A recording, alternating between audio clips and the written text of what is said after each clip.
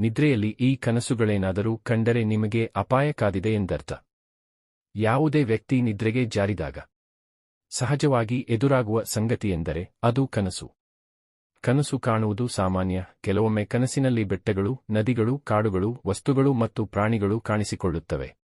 ಹಾವು, ಹುಲಿ, ಸಿಂಹ ಮತ್ತು ಆನೆಗಳು ಕಾಣಿಸಿಕೊಂಡಾಗ ಕೆಲವರು ಭಯಪಡುತ್ತಾರೆ.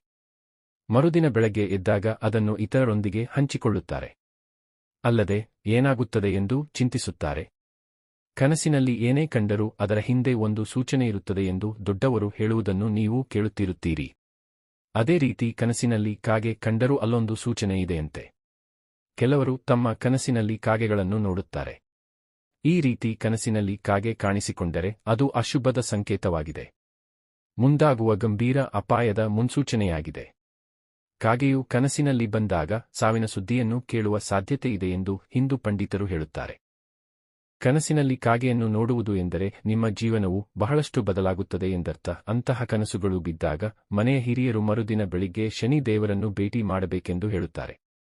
ಈ ರೀತಿ ಶನಿ ದೇವರನ್ನು ಭೇಟಿ ಮಾಡಿದರೆ ಯಾವುದೇ ಅಪಾಯ ಎದುರಾಗುವುದಿಲ್ಲ ಎಂಬ ನಂಬಿಕೆ ಇದೆ. ಕಾಗೆಯಲ್ಲದೆ ನಿಮ್ಮ ಕನಸಿನಲ್ಲಿ ಕಪ್ಪು ಬಟ್ಟೆ ಅಥವಾ ಕಪ್ಪು ವಸ್ತುಗಳೇನಾದರೂ ಕಾಣಿಸಿಕೊಂಡರೆ ಅವು ಅನಾರೋಗ್ಯವನ್ನು ಸೂಚಿಸುತ್ತವೆ.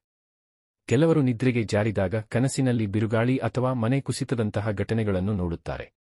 ಅಂತಹ ಕನಸುಗಳು ಬಂದಾಗ ಬಹಳಷ್ಟು ನಷ್ಟವನ್ನು ಎದುರಿಸುವ ಸಾಧ್ಯತೆ ಹೆಚ್ಚಿರುತ್ತದೆ. ನಿಮ್ಮ ಕನಸಿನಲ್ಲಿ ಚಂದ್ರಗ್ರಹಣ ಅಥವಾ ಸೂರ್ಯಗ್ರಹಣದಂತಹ ದೃಶ್ಯಗಳನ್ನು ನೋಡಿದರೆ ಅದನ್ನು ಅಶುಭವೆಂದು ಪರಿಗಣಿಸಬೇಕು. ಅಂತಹ ಕನಸು ಕಂಡರೆ ನಿಮ್ಮ ಜೀವನದಲ್ಲಿ ನೀವು ತುಂಬಾ ಗಂಭೀರ ಸಮಸ್ಯೆಗಳನ್ನು ಎದುರಿಸಬೇಕಾಗುತ್ತದೆ.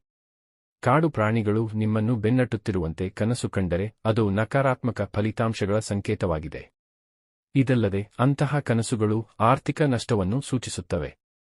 ನಿಮ್ಮ ಕನಸಿನಲ್ಲಿ ನೀವು ಯಾವುದೇ ಶಬ್ದಗಳನ್ನು ಕೇಳಿದರೆ ಅದನ್ನು ಮನೆಯಲ್ಲಿ ಕುಟುಂಬ ಸದಸ್ಯರ ನಡುವಿನ ಸಂಘರ್ಷದ ಸಂಕೇತವೆಂದು ಪರಿಗಣಿಸಬೇಕು.